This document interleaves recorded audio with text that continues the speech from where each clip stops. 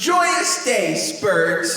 Christmas came early in February because director Mario Kishimoto is on Twitter giving out details of the next 3 updates, as well as going so far to give sequel info too. And yes, this is the part that includes Hypersonic, as well as him explicitly talking about adding more momentum, Spindash returning, a whole new form, and a bunch more. Like, Mario Kishimoto is going off on here, and frankly, I love it.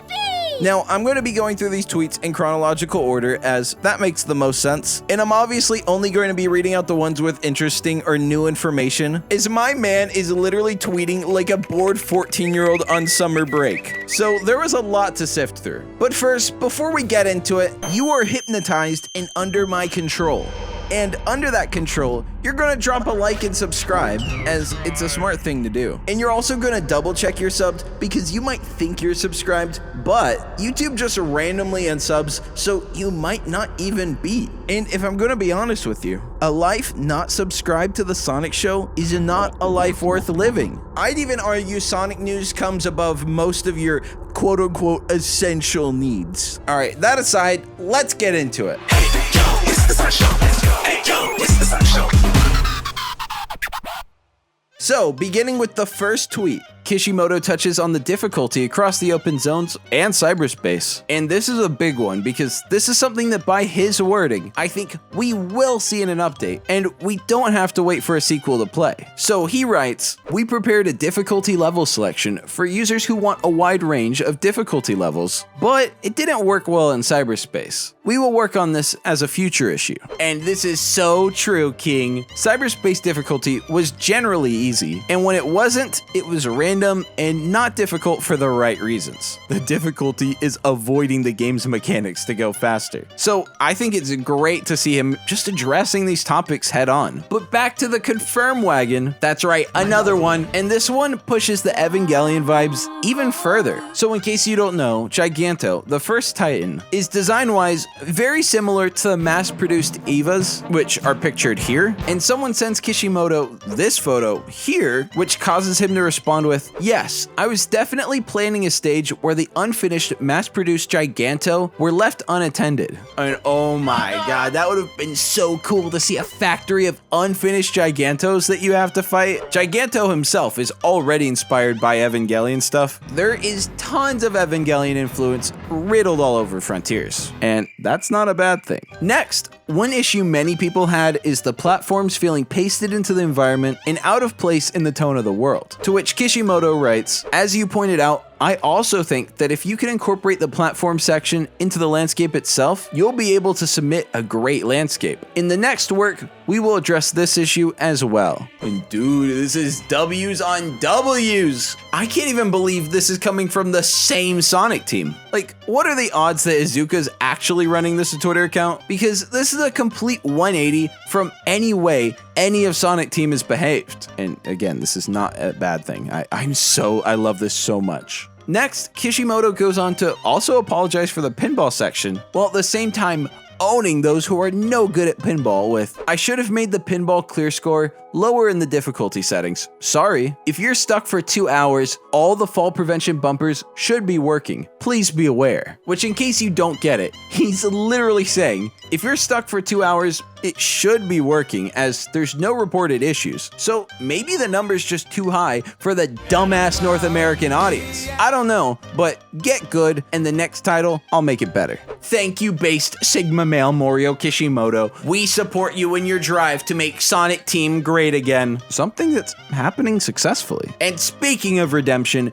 in a response to Sonic Show fan Tam3600, he writes a thread about momentum in upcoming titles, to which Mario responds with, "Yes, as you pointed out, I think we need to design the levels accordingly to take advantage of the momentum. This time, I reuse the scenery to solve various problems, but I think that this is also an issue for the next work. So again, don't expect this one to be fixed in an update, which, I mean, obviously they're not going to redesign the whole game in an update. However, do expect this for the next mainline game. And that's the part that honestly, I'm the happiest got through to him. As even if you're a coper who loves the level design of Frontiers, you gotta admit on an aesthetic level, it's pretty ugly. The cyberspace literally has 4 zones. News. Oh, and speaking of confirming things, but here's where the thread gets crazy. So it continues with another user writing, evidence of Spindash was found in the game files. Was that a move planned for Sonic as well? To which Kishimoto responds with, good find. That's right. Actually, I was experimenting with coexistence of Boost and Spindash. To which Tam comes back and writes, if Spindash is added in the next project, I'm sure many people will be happy. Laughs. In particular, Spindash with Momentum should be a lot of fun alongside Drop Dash. And Giga Chad,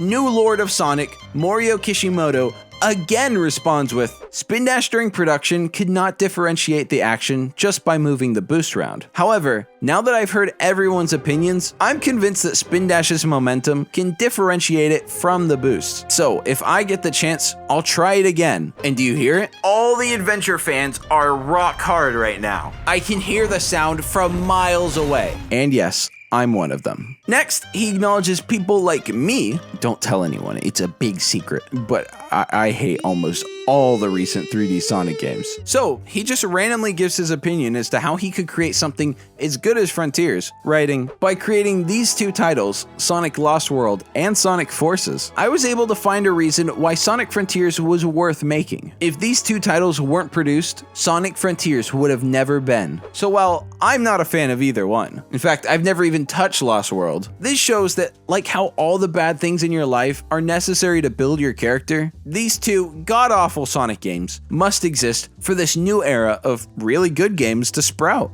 And next, an epic gamer with an epic name, which is the King of Bacon. See, I said it was epic. Writes, hi, I really enjoyed Sonic Frontiers and am excited for future content. I understand you're looking at user feedback, so here's my little addition. Oh, that's what she says. Do you think that some type of new game plus or new difficulty could be added? Maybe Supersonic in Open Zone? To which God Emperor Kishimoto responds with, hello, thank you for your letter. Please look forward to the next 3 updates.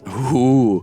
So basically we knew some of these things, like a new game plus, were coming, but now Supersonic 2? Oh my god. I mean, to be fair on that one, Supersonic is shown on the roadmap. But this is just another thing to look forward to. Oh my god, I am shocked at how much content we're still going to be getting from Frontiers throughout all of 2023. I thought maybe, we just get a little mode or something. Update 3 will be big, but we have to wait until then. But no, Update 1 and 2 are both going to be epic apparently. I assume this is where the PR people stepped in, because after this point, almost all of his tweets become copy-paste, just saying, thank you for your feedback. We will consider your opinion. Please look forward to the next 3 updates. So it goes from a rare W to a common Control V. The gaps between unique responses become more sparse, so the next significant one is how the boost plays in Frontiers, which is something I've seen tons of fans arguing about online. One user writes to Kishimoto with, why did you change boost in Sonic Frontiers? Boost used to blast enemies out of the way. And Kishimoto responds with, it's a remnant of when we were experimenting with the coexistence of boosts and spin dashes. Removed the hitbox from boost, Spindash was still experimenting with keeping the hitbox and differentiating it. However, this simply ended up only using the spin dash, and it didn't go well. Now, like he said earlier, he's going back on that and going to experimenting more in the next title, mostly due to the immense feedback on this. Since it, quote,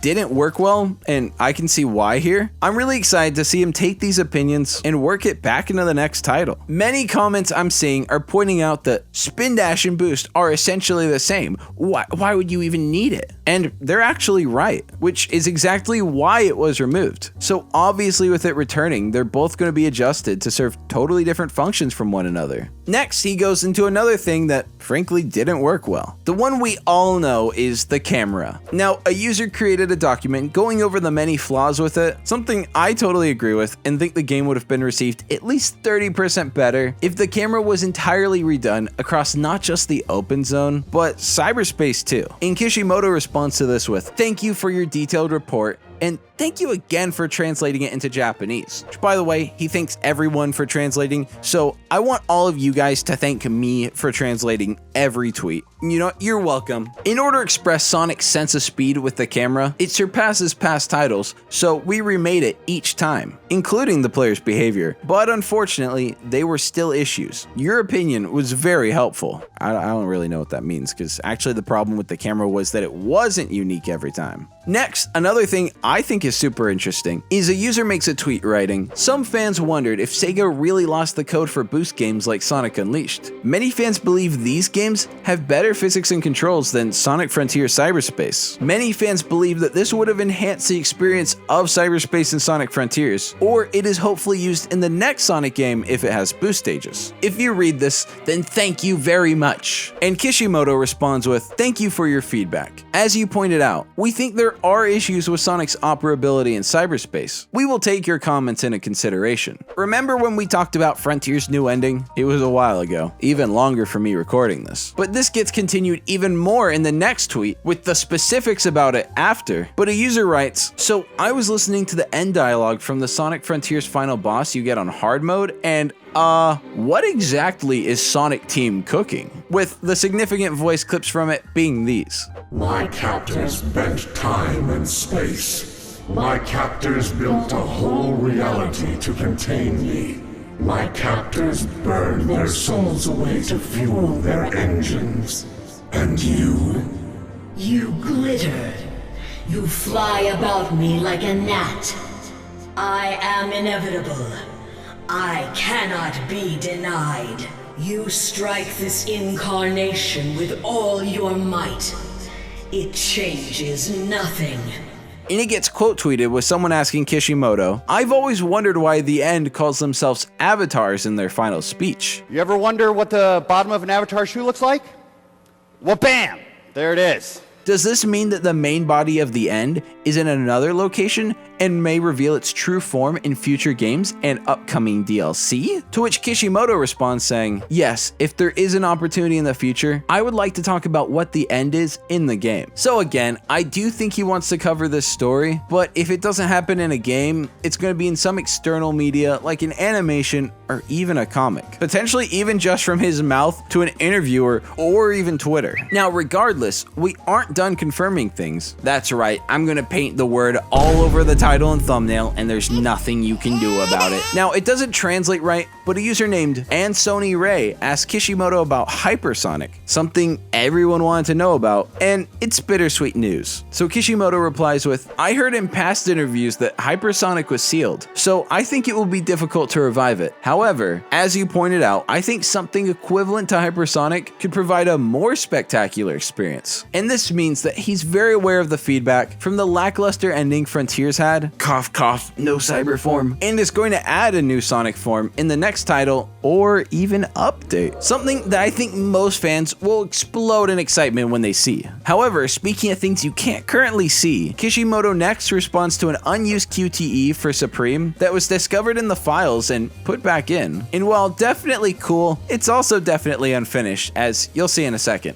And Kishimoto is asked why it was removed, to which he responds, "You found out. I was making this partway through, but in the final stages, I couldn't make it into a form that I was satisfied with, so I scrapped it. This was left in the product. It's a testament to our efforts in game production to provide something even better." And about these updates, a user writes to Kishimoto with, "What are some of the goals for Sonic in 2023? To which he responds, "It's about giving you all the potential of open zone that I couldn't use up in 3 updates as much as I can. If you play with this update, I think you'll feel how much of what I call open zone's potential is still lying dormant." Which he's literally just saying it's like a total game changer. Like, you're gonna play this update and go, wow, maybe the base game wasn't very good. And with the director of the game saying that, okay, not even just Sonic, I haven't seen stuff like this across any games ever. At this rate, he's going to get a better reputation than Kojima in just a couple years. And again, if my theory that there's a lot more in the updates wasn't already confirmed, another user tweets to him, "Hi Kishimoto, will we be able to fight Titans again in Update 1? And he drops the cold fatherly response of, "Update 1 is currently in production. Please wait for a while to announce the contents." Meaning, yes, the contents of this update aren't even announced yet. So that roadmap, throw it away. That's the bare minimum, baby. And I'm excited because you know what I wasn't excited about?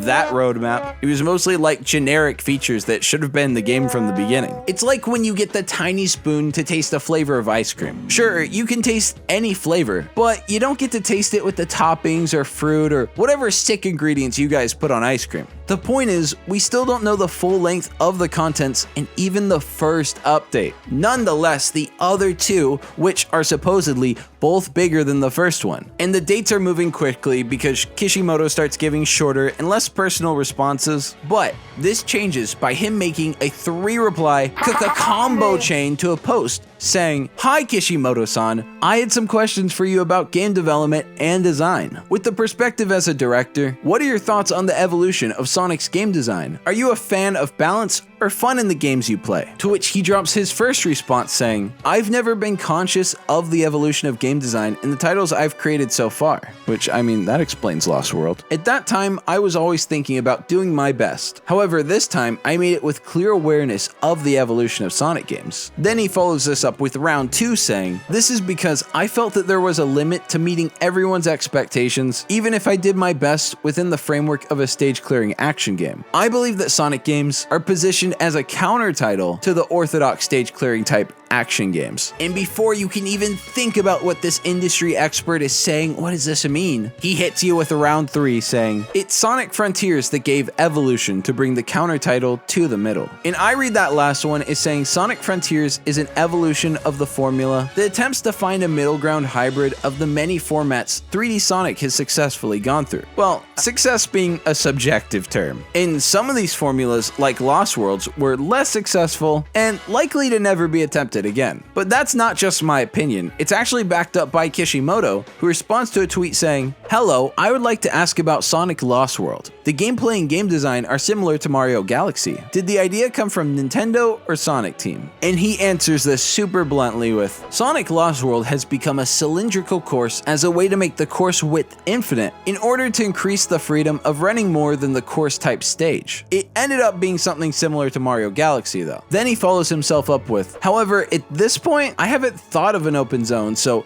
I wondered if it would be possible to run around freely on a course type stage. I was thinking..."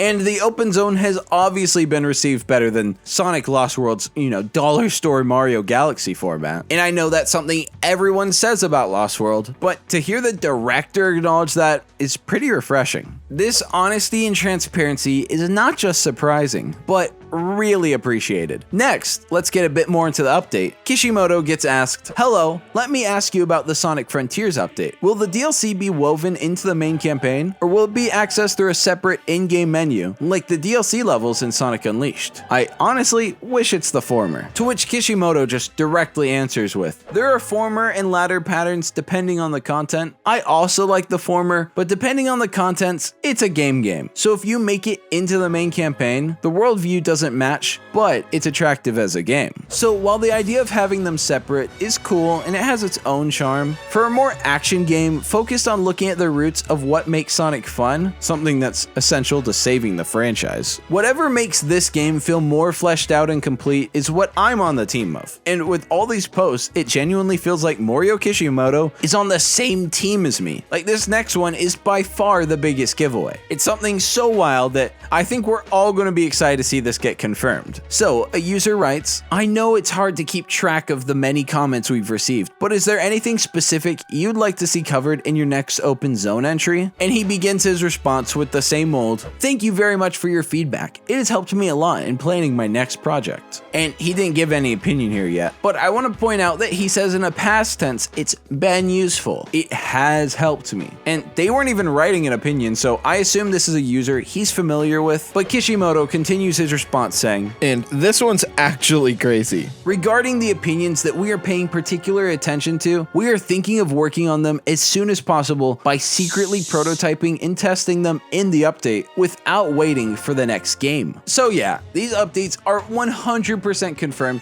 to have actually major and significant changes and additions. Something we've considered, as the timeline of updates is very basic and bare, but even the whisper emoji, oh my lordy, more Mario is such a legend for this. To see these major gameplay changes and features excites me to no end. And the last tweet, and most recent one that I'll end on, is he's asked if he saw the new Puss in Boots movie, something I want to see so badly, but I've been busy with like wedding planning stuff. And Kishimoto responds saying, it's actually slated to release in March in Japan, but he said he'll go see it when it's released. So I just wanted to show how much of a good guy he is, as well as how good of one I am, because I want to posture and virtue signal that I am not pro Avatar 2 and am fully team Puss in Boots 2 without having seen either movie. To end this all, just like I consider doing with my life constantly, there's so many things we confirmed today, and it's one of the rare times that I think this video length is entirely justified. Honestly, we as consumers won.